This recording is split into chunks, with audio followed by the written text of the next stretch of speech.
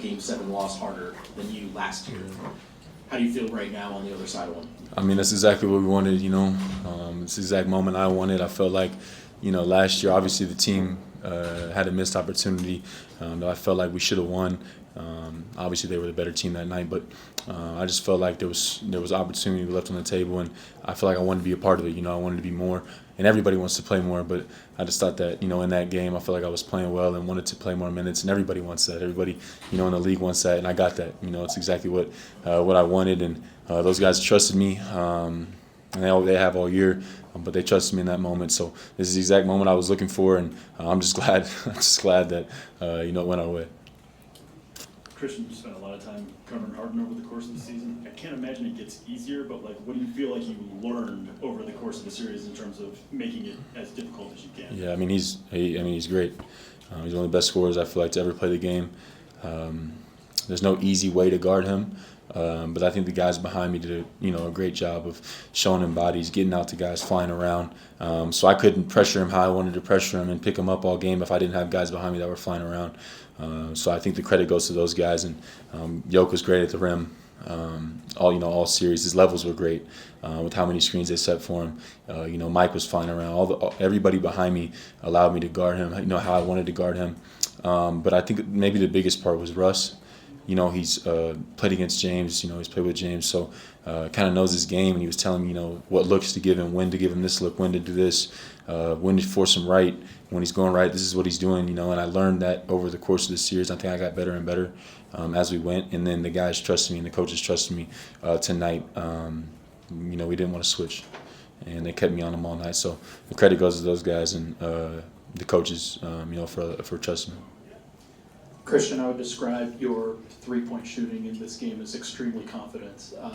How vindicating does it feel to continue to put in the work as you have over the course of several years and to make them in a very big moment? That's just trusting. I think trusting the work is probably the biggest part, but that's what I do. That's who I am. I need to hit open shots. Didn't do it early in the series, and knew that I needed to put the work in and be ready to hit those shots. And doesn't have to be 5 or 6 of them. It just needs to be the ones that I need to take, shoot the open ones, and pass it when I'm not. And I think I've kept that pretty consistent since I got here. The guys found me tonight, and I just trusted the work. And like I said, that's kind of who I've been all year. I feel like I've always been a good percentage shooter, and the averages were going to get back closer to where they should be. Like I said, I didn't shoot it well early, but I'm just got to continue to trust my work and continue to shoot the ones when I'm open. Chirstian, obviously we don't know the results yet, but the vote's already in for MVP. It's Shai Gilgeous-Alexander, and Nikola are two of the top 3 finishers playing in the next round. The award's likely to be announced at some point in the second round. Where did you come down on this MVP race, and how do you think that debate went? Yeah, obviously I come down. I think that Nikola had maybe the greatest season ever. It's pretty simple to watch. I don't know if you'll ever see a player do what he did ever again. In one singular regular season, and they were both great. I think obviously the Thunder are an amazing team. Shai's an amazing player, so I don't think there's any wrong choice. But to see what Nikola did night in and night out, I don't know that you'll ever see that again. Hits hit big shots, takes threes, scores every time in the paint. He was great again tonight defensively. Like, people don't realize how good he is for us defensively when his levels and he's moving his feet and doing those things. I just think that the way he played this year, you might not ever see a complete full season like Nikola had this year. He said, when I asked him about it, it's the furthest thing from either of their minds right now. Obviously, you're in the playoffs, you just won a Game 7. But do you think it matters to him, the results here? No, I know it doesn't. Yeah, I know for a fact it doesn't. He shows up and does his work and plays his game no matter what. It doesn't matter what game. He's going to approach this Game 7 the same way he approached Game 23 of the regular season. It's just, that's who he is. He's consistent. His work ethic, his approach, his routine is the same exact every single game. Doesn't matter if it's a big Game 7 or it's a whatever game in the regular season. That's just who he is. He's consistent. He's not worried about the individual stuff. He wants to win. He wants to win at a high level. And I think you saw tonight. Maybe he didn't score the most points, but he was really excited with how we played as a team, and he's communicating a ton in the huddle. So I don't think that the award means as much to him as winning does. Chirstian, just to follow up on what you said about Russ kind of helping you prep for James. Well, what exactly does that look like? Is it notes in a team film session? Is he pulling you aside afterward, or is there stuff in game before the series? What is kind of? I mean, the process? it's all the time. It's whenever he sees it.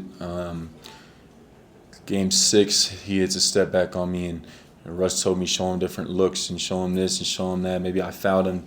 He'll come over to me. It doesn't matter if it's in the walkthrough, if it's we're watching film and he sees something, if it's on the court. The game he was hurt, we talked a lot. It's just, he's played against him. He knows all these guys. He knows a lot of the Clippers sets better, more than anybody. And he just did a really good job of, and it's different because, we're throwing different things at him and, show him this when we're in this coverage and just different things. Obviously, his knowledge is off the charts, and you see his defensive impact himself. Today he was flying around. I think he had 5 steals, and he was great defensively. So not only I think did he help me, but he was great himself on defense, and that's just kind of who he is, the energy he brings, and it's fun to learn from him. And it's pretty crazy. Like when I did listen to what he was saying, a lot of the things that he was saying did happen, and I look at him and go, okay, yeah, that's what it looks like. And so he was great, helped me out. Last one. Just wanted to get your initial thoughts on the OKC Thunder. They're a team that won 68 games. You guys split with them this year. Just what are you thinking about them in this series? I mean, they're great.